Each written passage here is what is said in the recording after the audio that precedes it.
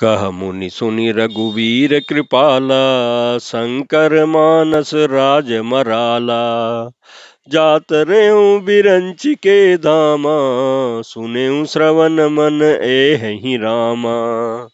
चितवत पंथ रहूं दिन राती, अब प्रभु देख जुड़ानी छाती। नाथ सकल साधन में हीना, किन्नी कृपा जानी जन दीना। सो कछु देव न मोहि निहोरा, निजपन राख्यु जन मन चोरा। तब लगी राव दीन हित लागी, जब लगी मिलो तुम्हि तनु त्यागी। जोग यज्ञ जप तप व्रत किन्ना, प्रभु कह दे भगति बर लिन्ना। एहि विधि सर रचि मुनि सरभंगा, बैठे हृदय छाड़ी सब संगा। सीतानुज समेत प्रभु, नील जलद तनु श्याम। मम हिय बसौ निरंतर, सगुन रूप श्री राम। ब्रह्मात सियावर रामचंद्र, शंकर जी भजो।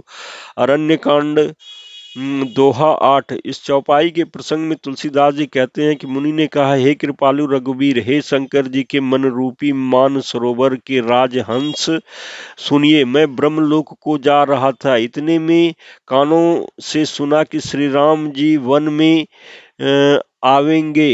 तब से मैं दिन रात आपकी राह देखता हूँ। अब आज प्रभु को देखकर मेरे छाती शीतल हो गई। हे नाथ, अब मैं साधनों से हीन हूँ।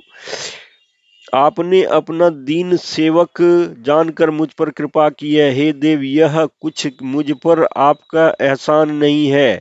हे भक्त मनचोर, ऐसा करके आपने अपने प्रण की रक्षा की है। अब इस दीन के कल्याण के लिए तब तक यहाँ ठहरिए जब तक मैं शरीर छोड़ करके आपसे आपके धाम में न मिलूं।